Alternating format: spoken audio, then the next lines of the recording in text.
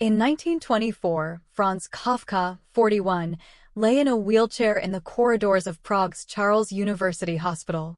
His violent coughs racked his emaciated frame as he stared at the unfinished manuscript of the castle beside him. "Burn these papers when I'm gone," he whispered despairingly to his wife Dora Diamant, who sat vigilantly by his side. Dora, a Jewish laborer's daughter, gently clasped his trembling hand and began reciting Psalm 23 in Hebrew. "The Lord is my shepherd. I shall not want." This moment became one of literature's most poignant acts of salvation. Kafka's creative life was a constant battle against illness and self-doubt. When he first coughed blood in 1917, diagnosed with tuberculosis, the world transformed into the impenetrable wall of the metamorphosis. It was Dora, a Berlin Yiddish theater actress, who shattered his gloom with theatrical vitality. Each dawn, she read him passages from the Talmud, reigniting his love for life with ancient wisdom. During his hemorrhages, she pressed cool towels to his fevered brow and hummed Yiddish lullabies. Little beetle, why do you weep?" These tender rituals allowed Kafka to reframe his suffering into art, writing in a hunger artist. "I couldn't find food that suited me. If I had, believe me, I should have made no fuss and stuffed myself like you or anyone else." Dora's support transcended mere emotional solace. When Kafka's worsening health forced him to resign from his insurance job, she shouldered the family's financial burden. By day, she worked in a textile factory. By night, she transcribed his manuscripts.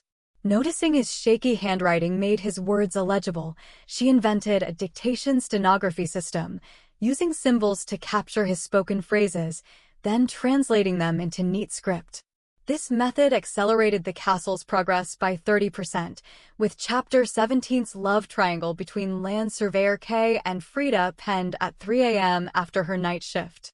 Dora's genius lay in unlocking Kafka's creative blocks. When he stalled on the trial's conclusion, she took him to see the Dybbuk, a Jewish folk play. The rabbi's struggle against demonic forces inspired Kafka's sudden epiphany. Isn't bureaucracy the modern world's Dybbuk? He revised the manuscript overnight, transforming the vague court into an imperial bank's bronze counter, a detail that became critical to interpreting his themes of alienation. Dora also adapted Judaic commandments into writing principles, scribbling Hebrew-lettered sticky notes across his study. "Thou shalt not steal another's pain," and "build thy Babel with parables." On June 3, 1924, Kafka handed Dora the castle manuscript before his death. "Don't let them vanish." Defying his wishes, she smuggled the pages across Nazi-occupied Europe, hiding them in pickled jars, baby blankets, and even coffins. Post-war, Max Brod published the works, cementing Kafka's legacy as a 20th-century literary titan. Dora later opened a Tel Aviv bookstore named after his story The Great Wall of China. When asked about her wartime journey, she'd trace her fingers over the yellowed pages. "Words are the strongest castles, and love, the only key." Dora Diamant's story reveals a profound truth. True partners are not just companions in suffering, but alchemists of perception.